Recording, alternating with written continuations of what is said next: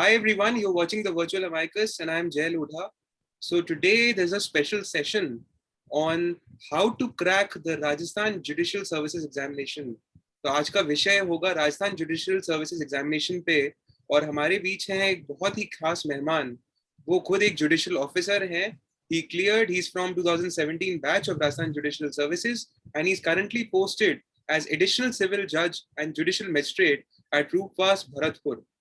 और वो खुद एक रैंक होल्डर रह चुके हैं. उन्होंने क्लियर किया था R.J.S Examination took place in 2016 and he secured the 9th rank, which is a very big achievement in itself. It's a very big milestone.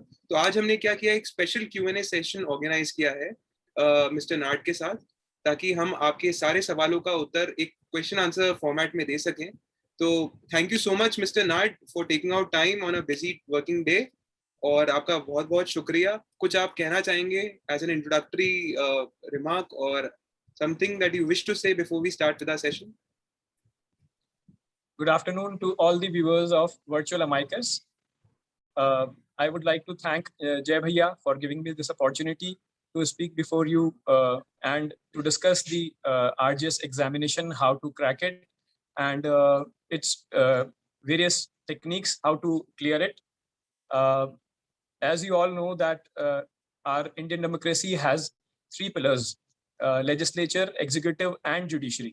So judiciary के judiciary जो अभिन्न अंग है हमारी डेमोक्रेसी का, उसे हम विभिन्न भागों में विभाजित कर सकते हैं सीनियरिटी या सुपीरियरिटी के हिसाब से. सबसे ऊपर एपेक्स कोर्ट हमारा सुप्रीम कोर्ट आता है. उसके बाद we have all honourable high court of all the respective states. Thereafter comes lower judiciary. Lower judiciary को भी 2 भागों में हम बांट सकते हैं. पहला हायर जुडिशियल सर्विसेज और दूसरा lower judicial services.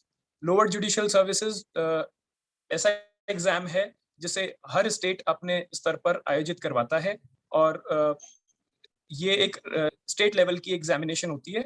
Unlike UPSC IAS exams which are conducted at central level, these exams are conducted by respective state at state level.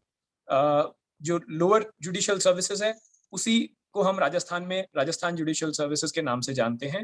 Rajasthan judicial services Rajasthan जो आज की स्टेट आज की स्थिति में है उसके आने के पहले, अर्थात राजस्थान स्टेट का रीऑर्गेनाइजेशन जो फाइनल स्टेज पे 1996 में हुआ था, उसके आने से पहले से अस्तित्व में है.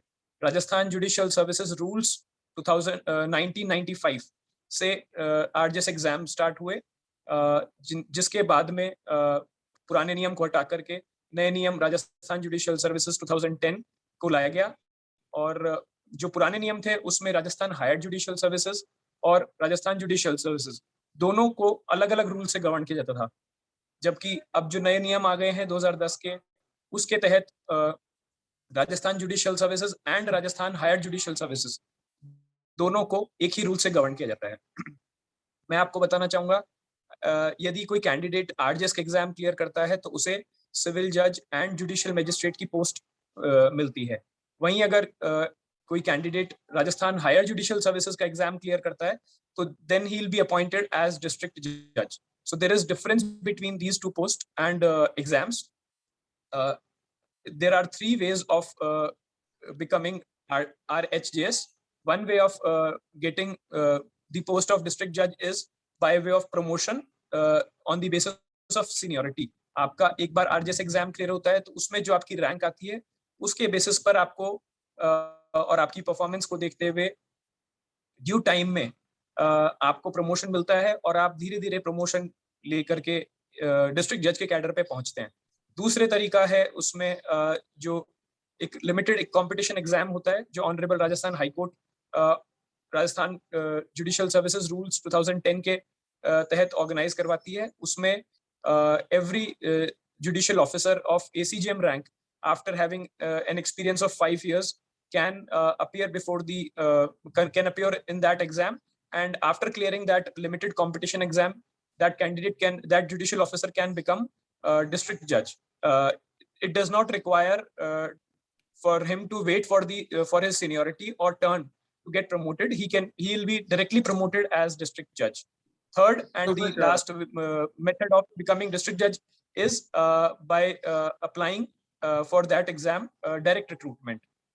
But that category is only limited for the lawyers who has 7 years of experience as an advocate, and thereafter, after having the age of 35, he can appear in that exam, and after clearing it, he will be appointed as district judge. So this is the basic difference between RHJS and RJS. My topic for today's discussion is RJS. Thank you so much, Mr. Nard. There. So that is the lovely basic introduction and difference between these two. Absolutely right. Now we wish to proceed with our Q&A session. Now, to all the viewers who are watching this special segment, this special episode, RJS एक बहुत ही महत्वपूर्ण, बहुत ही prestigious examination है, और ये ऐसा exam है जो हर लॉ स्टूडेंट अपने लाइफ टाइम में एक बार अपने करियर में सोचता है देने का, क्रैक करने का. बट कुछ टिप्स होते हैं, कुछ गाइडेंसेस होती हैं जो बहुत इंपॉर्टेंट और बहुत ही महत्वपूर्ण होती हैं. तो आज हमारे जो एक्सपर्ट अमाइकस हैं वो आप सबको ये टिप्स, ये स्ट्रैटेजी समझाएंगे अपने खुद के एक्सपीरियंस से कि कैसे वो रैंक ला पाए, कैसे उन्होंने एक सिंगल अटेम्प्ट में ये क्रैक कर पाए एग्जामिनेशन को. तो मिस्टर नार्ड, if you ready, we may start. अपन स्टार्ट कर सकते हैं Q&A session. Thank you so much. First question, now that you've beautifully elaborated on the difference between the R.J.S and R.J.S examination, अगर आप हमें थोड़ा सा ये समझा सके कि R.J.S examinations की शुरुआत कब हुई, इंसेप्शन कब हुआ, ये कब शुरुआत हुई इसकी, और थोड़ी सी अगर आप इसकी हिस्ट्री बता सके हमें. R.J.S exam 1955 से शुरू हुआ था. उस समय Rajasthan judicial services rules 1995 existence में थे, जिसके तहत ऑनरेबल राजस्थान हाई कोर्ट की डायरेक्शन में Rajasthan public services exams conduct कराती थी. That went up to till 2010 तक राजस्थान हाई कोर्ट के डायरेक्शंस में RPSC was conducting the exams. Thereafter Rajasthan High Court came up with new rules, Rajasthan Judicial Services 2010, and after that rules, there were changes, several changes which are made in the rules, and after that rule, Honorable High Court started conducting these exams, and now the recruitment process is taken over by the Honorable High Court. It's the High Court which conducts the exam, and all selection process is overseen by the Honorable High Court. Thank you so much, sir, there for the elaborate response. अब हम दूसरे सवाल पे आते हैं फटाफट. हमारा दूसरा सवाल ये है कि एक हर एग्जामिनेशन का एक बेसिक क्राइटेरिया होता है, एक एलिजिबिलिटी क्राइटेरिया होता है कि ये XYZ रिक्वायरमेंट है इस एग्जाम को देने के लिए, ये आपकी एलिजिबिलिटी है, इसके अलावा आप इस एग्जामिनेशन में अपीयर नहीं हो सकते हैं. तो अगर आप इलेबोरेट कर सके कि बेसिक एलिजिबिलिटी क्राइटेरिया क्या है RJS एग्जामिनेशन के लिए. नंबर 2, कि क्या जो कैंडिडेट है, जो एप्लीकेंट है एग्जामिनेशन का, क्या वो राजस्थान के बाहर का भी हो सकता है या he has to be only from Rajasthan. और जहां तक रिजर्वेशन का सवाल है, कोई लोकल्स को राजस्थान से रिजर्वेशन मिलता है, उसका बेनिफिट मिलता है? राजस्थान जुडिशियल सर्विसेज के लिए बेसिक क्वालिफिकेशन जो होनी चाहिए वो है LLB. Every law graduate can appear before this exam, can appear in this exam, and there is no reservation for local residents of Rajasthan, and in fact students or candidates from outside Rajasthan can also appear in this exam. In fact जो पिछले कुछ सालों में जो trend देखने को मिला है वो यही है कि राजस्थान के बाहर के लॉ ग्रेजुएट्स ज्यादा एग्जाम में अपीयर हो रहे हैं और क्लियर भी कर रहे हैं, अच्छे रिजल्ट्स के साथ, अच्छी रैंक्स के साथ क्लियर कर रहे हैं एग्जाम को. Thank you so much there sir. तो अब हम तीसरे सवाल की ओर बढ़ते हैं. अगर आप जो एग्जामिनेशन का पैटर्न है, जो स्ट्रक्चर है, उस पर एलैबोरेट कर सके, उसके बारे में बता सके कि कितने पेपर्स एक कैंडिडेट को देने होते हैं, कौन से सब्जेक्ट्स कवर होते हैं, एग्जामिनेशन पैटर्न क्या होता है आरजेएस का, या हर साल बदलता है या सेम पैटर्न रिपीट होता है हर साल? Just like public services exams, administrative exams, Rajasthan Judicial Services exams are conducted in 3 phases, 3 stages. First stage is preliminary exam, which is of 100 marks and has 100 questions of objective nature. Thereafter, once you clear mains exam, then you can appear in preliminary exam, then you can appear in mains exam, which has again 3 subjects and consists of 300 marks.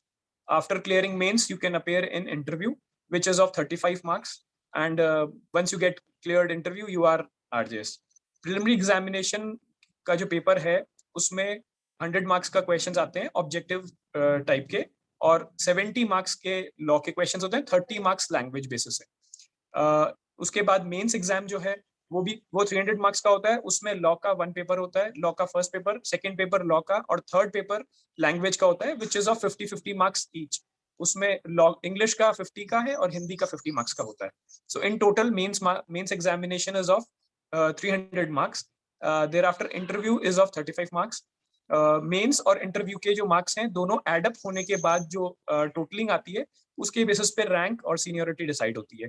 Preliminary exam के marks mains और interview के marks में add नहीं होते हैं, that is only qualifying examination. और mains के जो पेपर है उसमें भी मिनिमम मार्क्स होते हैं और इंटरव्यू में भी मिनिमम मार्क्स होते हैं।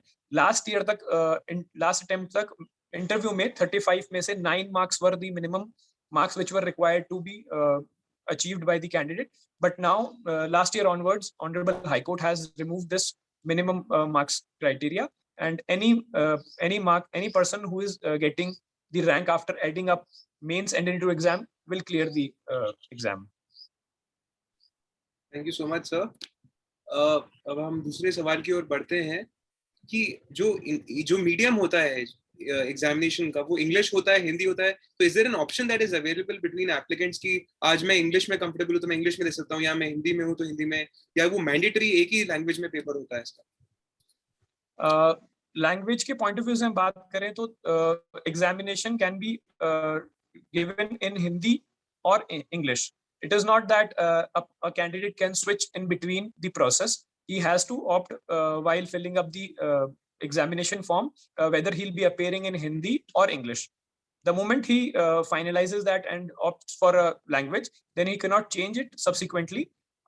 Language plays a very important role in the examination, क्योंकि preliminary exam में 30 marks का language का part होता है. 30 questions comes from language. Hindi grammar and English grammar. Thereafter in mains also 100 marks का जो पेपर है वो लैंग्वेज बेस्ड होता है, जिसमें 50 मार्क्स का हिंदी, 50 मार्क्स का इंग्लिश आता है. And honourable high court and supreme court functions in English language. So a candidate needs to have a good knowledge of English so that he can read and understand the law passed by our honorable senior courts, honorable high court and supreme court. But at the same time, our lower judiciary, that is Rajasthan Judicial Services and R.H.J.S, Rajasthan Higher Judicial Services, functions in Hindi language according to General Rules 2018. So our lower judiciary has Hindi as a medium of medium of work. So a candidate also needs to have a good command on Hindi language. No doubt there is a circular of Honorable High Court which gives or allows an officer to write judgments or orders up to 25% in English. But majorly and basically the language of courts are Hindi. So candidate need to have proficiency in Hindi as well as English language. All right, thank you so much there sir. अब हम बढ़ते हैं दूसरे सवाल की ओर. जो examination होता है, when and where is the examination held and where are the dates notified? Examination centre Rajasthan में अलग-अलग होते हैं, एक ही जगह सारे एग्जामिनेशन होता है, और इसकी जो डेट होती है एग्जामिनेशन की वो नोटिफाई कहाँ होती है? R.J.S Rules 2010 schedule specifically provides that Honorable High Court will determine the vacancies on the basis of retirement, next year subsequent retirements, death, or any other exigencies, or on the ground of creation of new courts. So the High Court will determine by the end of December every year the number of vacancies that will be vacant after the year. In the next year, what all vacancies will be there, and thereafter will notify the vacancies in the month of January. Thereafter, the examination notification will be out by the end of March or April, and dates for preliminary examination will be notified before 45 days of actually conducting that exam. And subsequently, after result, 40 of preliminary examination, 45 days will be given for mains examination, and thereafter some time of 30 to 40 days will be given for the preparation for interview. And this whole process generally takes 1 year, and by the end of November or December maximum, the process of recruitment is over. So these rules clearly specify this procedure, and this has been happening the moment Honorable High Court took over the examination from RPSC. This examination has been happening every year, but because of COVID, from past 2 years, the examination has come to an halt because of this unnatural exigencies. So otherwise, the examinations were conducted on regular basis every year. तो ये बहुत ही महत्वपूर्ण बात कही mister नाट ने। जितने भी viewers और जितने भी दर्शक ये देख रहे हैं कि जो एग्जामिनेशन की डेट होगी, जो एग्जामिनेशन की जितनी भी अपडेट्स होंगी आरजेएस रिलेटेड, वो सारी हाई कोर्ट की वेबसाइट पे अपलोड होती है। तो it is very important to keep a track on what is happening with the help of the high court website. So और सर बात की जाए, अब आप खुद ही एक रैंक होल्डर रहे हैं, तो कुछ प्रेपरेशन टिप्स, स्ट्रैटेजीज जो हेल्प कर सकते हैं स्टूडेंट्स को, कैंडिडेट्स को, any preparation techniques and tips that you followed जो आपको गाइडेंस के तौर पे मिली, आपके जहाँ पे भी आपने अगर कोचिंग ली तो कोचिंग इंस्टीट्यूट से या आपके सीनियर से। हार्डवर्क के बारे में सब बताते हैं कि it's very important to work hard, but क्या एक बैकअप ऑप्शन रख के आरजेएस की पढ़ाई हो सकती है? आपने क्या किया? R.J.S exam is not that difficult as it appears, or as people has said that R.J.S exam is very difficult. It is not like that. It is just that, just like every other exam, it requires basic things: hard work, consistency, and smart study. So if you are consistently studying and working hard and doing smart study, then you can crack the exam very easily, and no one can stop you from getting rank also. You just have to be consistent and keep working hard for the exam. जो मैंने किया, मैंने थोड़ा सा late start किया, but if the क्योंकि मेरा थोड़ा later part of the graduation 5 year law school में मेरा 4th ईयर के बाद डिसाइड हुआ कि मुझे आरजेएस एग्जाम में अपियर होना है, उसकी तैयारी करनी है. But nowadays people, the students, law students are very more career oriented. They have decided, they have their aims in their mind right from the beginning. So if a law graduate or a student has in their mind कि उन्हें RJS crack करना है, तो it is not that early to start. आप first year के साथ ही अपने law के कॉलेज के साथ ही आरजेएस की एग्जाम की प्रिपरेशन कर सकते हैं, क्योंकि आरजेएस के एग्जाम में लॉ वही है जो सारा आपको कॉलेज में लॉ पढ़ाया जाता है. If you study seriously in your college times, then it is not that difficult. आपको कोई परेशानी नहीं आएगी.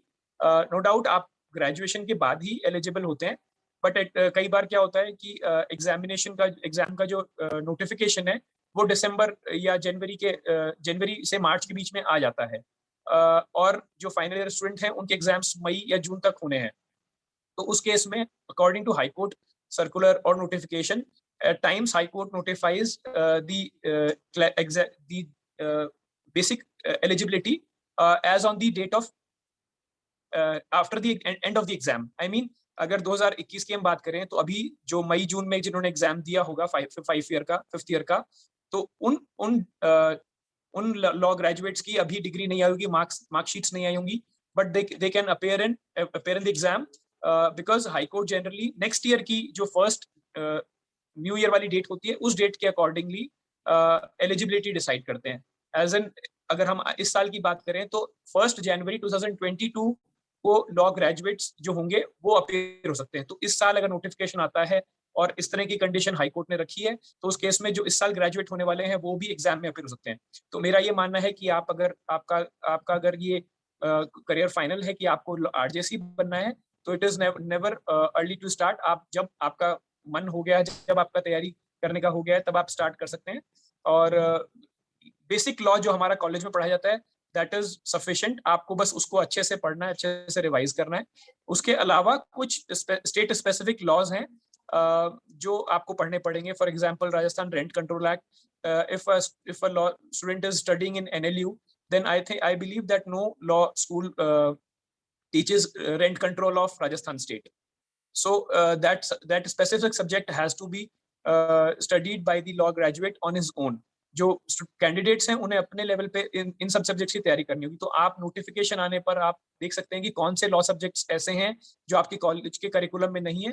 उन सब्जेक्ट्स को आप अपने लेवल पे शुरुआत से ही पढ़ाई कर तैयारी करना स्टार्ट कर सकते हैं. Apart from it, I told you previously that there is 30 marks of Hindi and English grammar in preliminary examination, and thereafter in mains also you have 50 marks each language paper.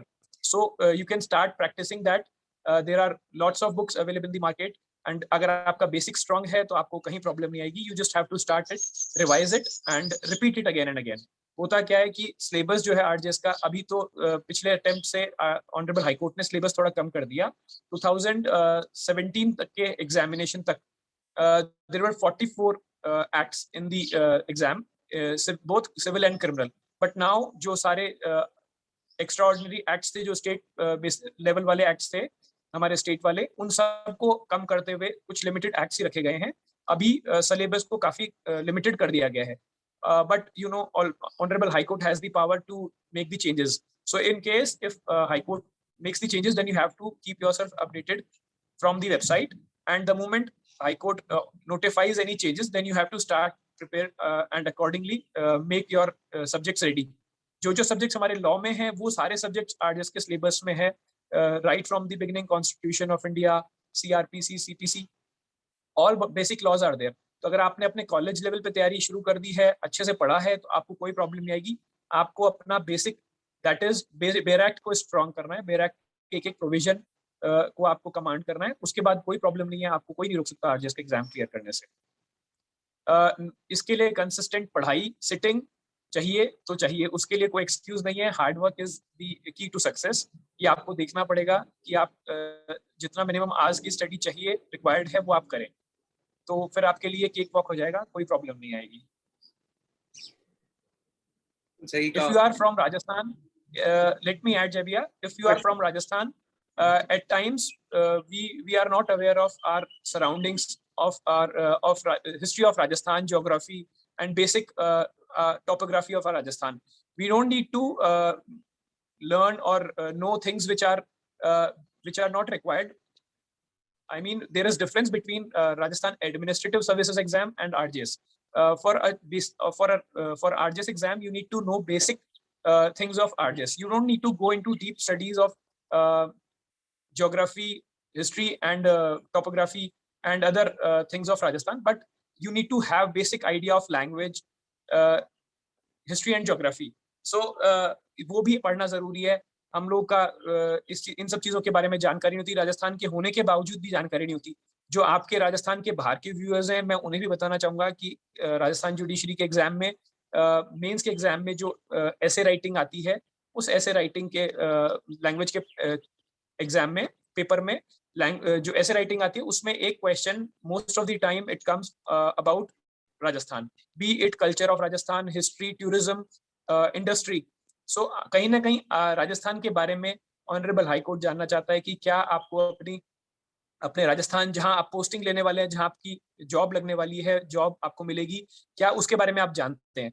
उसी point of view से honourable high court ने एक ये basic चीज रखी हुई है जो हमें आनी चाहिए. Even if they don't ask in mains exam, then there is chances that they may ask in interview. For interview you need to study Rajasthan. So basic जो आपको राजस्थान की चीजें उनके बारे में जानकारी होनी चाहिए, स्पेशली पीपल फ्रॉम आउटसाइड, क्योंकि उन्हें राजस्थान के बारे में मालूम नहीं होगा. No doubt they might be knowing about their state, but if you are coming from outside Rajasthan, then you need to know basic history background of Rajasthan. That's very true. There is no substitute to hard work. कठोर परिश्रम ही सफलता की कुंजी है. मेहनत तो बहुत करनी पड़ेगी, लगन से, प्लानिंग के साथ, स्ट्रेटेजाइज करके कि कोर्स की रिक्वायरमेंट क्या है, एग्जामिनेशन की रिक्वायरमेंट क्या है, आपको क्या पढ़ना है और आपको क्या नहीं पढ़ना है. सर कई बार हमने भी ये देखा है कि कुछ एप्लीकेंट्स होते हैं तो आरजेएस को ऑप्शन बना के आरएएस की तैयारी करते हैं, और फिर लगता है कि चलो वहां नहीं हो रहा है तो let's try out RJS. It is very important for all the viewers, to all the lawyers who are watching this, to understand कि focused study, focused strategization is very important. आपको पता होना चाहिए कि कोर्स में क्या क्या पूछा जा सकता है, एग्जामिनेशन में क्या क्या पूछा जाता है, और एग्जामिनेशन पॉइंट ऑफ व्यू से तैयारी करनी बहुत जरूरी है। तो thank you so much there. And next question, एक बार सिलेक्शन के बाद जुडिशियल ऑफिसर्स ट्रेनिंग का हम सुनते हैं, it is organise and it is mandatory for every judicial officer to attend. तो अगर आप उसके बारे में कुछ बता सकें हमें कि वेयर इज इट हेल्ड, ये ट्रेनिंग मैंडेटरी होती है, जरूरी होती है हर जुडिशियल ऑफिसर के लिए, और इज इट इलेक्टिव, मतलब आप बाय चॉइस से जाते हैं? आफ्टर सिलेक्शन सभी स्टेट्स का अपना अपना तरीका है ऑफिसर्स को ट्रेन करने का। कुछ स्टेट्स में पहले फील्ड ट्रेनिंग दी जाती है, उसके बाद एकेडमिक दी जाती है। यहाँ राजस्थान की बात करें तो राजस्थान में जुडिशियल ऑफिसर्स को training Rajasthan state judicial academy Jodhpur में दिया जाता है, जहाँ पहले फील्ड ट्रेनिंग नहीं होती है, पहले हमें एकेडमिक ट्रेनिंग दी जाती है, जहाँ जो प्रैक्टिकल चीजें हैं उनके बारे में हमें एकेडमिकली बताया जाता है। कुछ ऐसे टॉपिक्स हैं जो हमने आरजेएस की तैयारी के टाइम पे नहीं पढ़े होते, लेकिन आफ्टर बिकमिंग जुडिशियल ऑफिसर हमें उनकी जानकारी होना जरूरी है, उन्हें हम डे टू डे बेसिस पे डील करेंगे।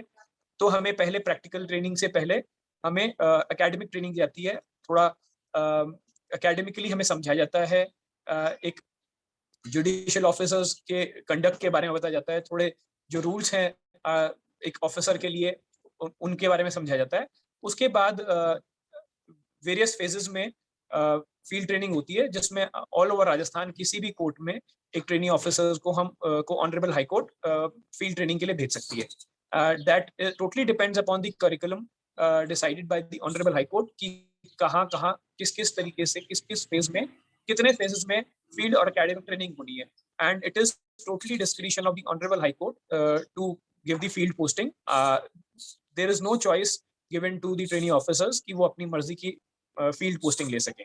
सो it is totally upon the honourable high court वो कहाँ आपको फील्ड ट्रेनिंग देते हैं। एक साल की पूरी ट्रेनिंग होने के बाद honourable high court gives the officer with the posting, वो फाइनल पोस्टिंग मिल जाती है। और लेकिन प्रोबेशन जो है वो 2 साल का होता है, first year of training and after that 1 year of posting, that makes it 2 years of probation for a judicial officer. Initial postings के बाद क्या आपसे पूछा जाता है, डिपेंडिंग ऑन योर प्रेफरेंसेस, कि मान लीजिए अगर आपकी वाइफ भी जुडिशियल ऑफिसर है या आपकी एक फैमिली है, बच्चे हैं, तो will that prevail over the decision taken by the honourable high court, और आपसे पूछा जाता है, या it is completely upon the honourable high court to decide? Honorable High Court has enacted transfer policy, posting and transfer policy. According to that policy, if the husband and wife are judicial officer, then preferably both will be given posting at the same place. If not possible, then they'll be posted at commutable distance. But there is no compulsion. There is no. It is not as a matter of right that both will get posted at the same place. It is the preference, and as a matter of rule, Honorable High Court gives it. And there is no preference given to the posting chosen by the candidate officer. You can send your request if the Honorable High Court thinks it fit and deems fit the case and you have reasonable ground, then Honorable High Court may give you the posting of your choice. But otherwise, it is not a matter of right that Honorable High Court gives you your choice of posting. All right, there. So to all the viewers who are watching this, as a matter of right, you cannot excise this in matters of posting. Or now going ahead with our next question, आपके experiences अभी तक कैसे रहे as a judicial officer? How are your experiences been so far, and what all lessons have you learned? कुछ अगर आप share करना चाहेंगे viewers के साथ. First experiences, then lessons. First experience मेरा बूंदी पोस्टिंग हुई। ट्रेनिंग के दौरान we don't have any responsibility, we don't have any signing power, as in we can only draft and we can only learn from the case laws and practical studies given by the academy and officers under whom we were training.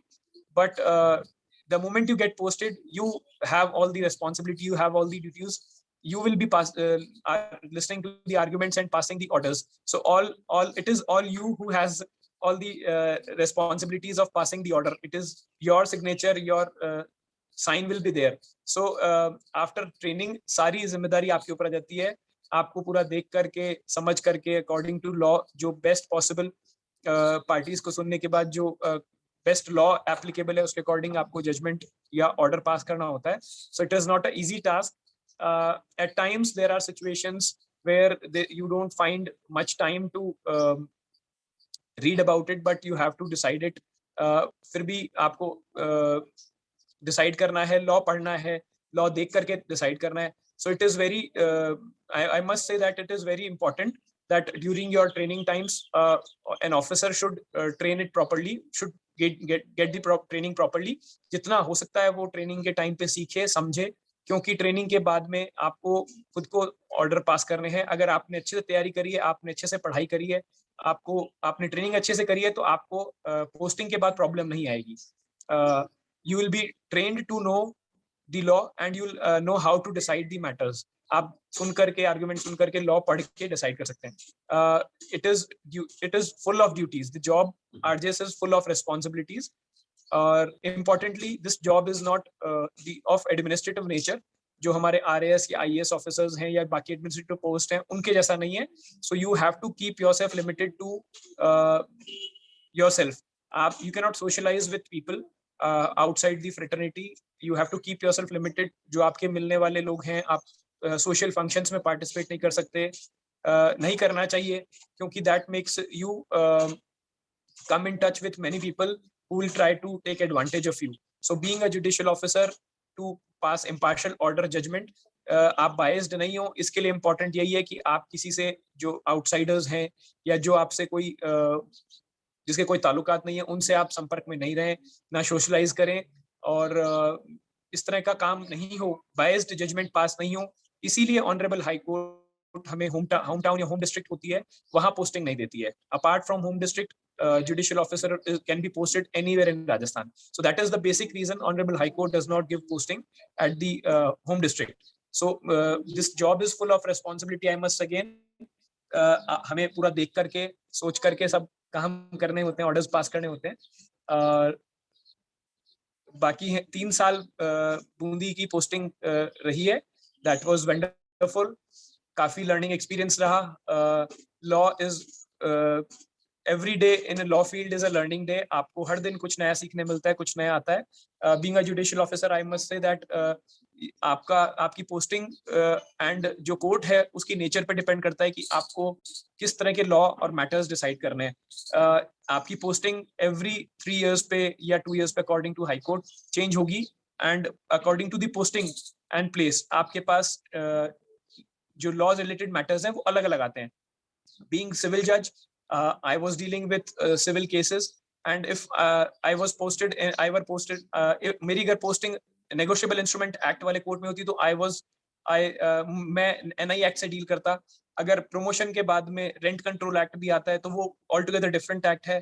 तो उसके और अगर फिर promotion के बाद अगर हम देखें तो there are special court, family court है, एमएससीटी कोर्ट है, ट्राइब्यूनल है.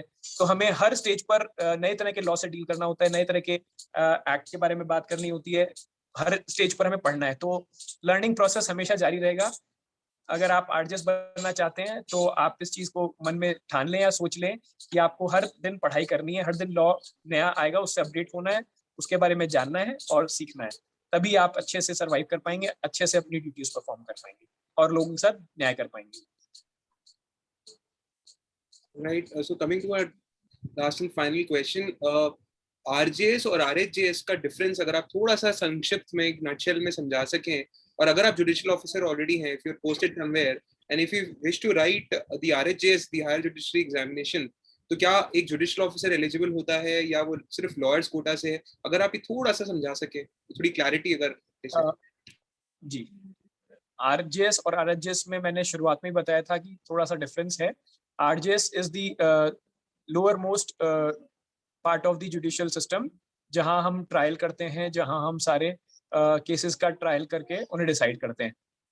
Similarly RHJS is immediate superior to senior to the lower judiciary. RJS exam और आरएचजेएस एग्जाम दोनों अलग अलग हैं. दोनों ही आरजेएस रूल्स 2010 से गवर्न होते हैं. According to these rules there are 3 ways by which a person can become RHJS. RHJS अगर क्लियर होता है तो कैंडिडेट डिस्ट्रिक्ट जज के पोस्ट पे पोस्टिंग लेगा, और अगर RJS एग्जाम क्लियर करते हैं तो वो सिविल जज एंड जुडिशियल मजिस्ट्रेट की पोस्ट पे अपॉइंटमेंट होगा। दोनों के एग्जाम्स में ज्यादा डिफरेंस नहीं है, लेकिन RJS अगर आप RJS का अपॉइंटमेंट हो गया आपका, after becoming ACJM and having attained 5 years of experience, then you will be eligible to appear in RHJS exam by way of limited competition exam. That exam is called as limited competition exam, and in that exam only judicial officer can appear. As I told you, eligibility is 5 years of ACGM experience, and thereafter you can appear in that exam. Another way of becoming RHJS is by way of promotion on your seniority basis. Once you get selected as RJS, there will be promotions on the basis of your performance and seniority. So after passage of time, if your performance is satisfied and High Court is satisfied with your performance, then according to your seniority, you will be promoted to RHJS subsequently. After becoming ACJM, CJM, then you will be appointed as district judge. The third method of becoming district judge is by appearing in the direct recruitment exam of RHJS. But the basic eligibility criteria for that exam, direct recruitment exam, is you need to be a lawyer for 7 years and have attained the minimum age of 35. After 35 years of age and 7 years of advocacy, you can appear in that exam and clear it and become RHJS, that is district judge. So thank you so much there, Mr. Nikhil Nard, R.J.S, who joined us today on a working day, for your valuable insights, for sharing your experiences, the strategies, the tips for cracking undoubtedly one of the most prestigious examinations conducted or held in the state of Rajasthan, the R.J.S, the Rajasthan Judicial Services Examination. I'm sure this will benefit, in fact, not just benefit, but immensely benefit all the viewers who are watching, जो prospective applicants हैं, जो lawyers हैं, जो aspire करते हैं judicial officer बनने के लिए.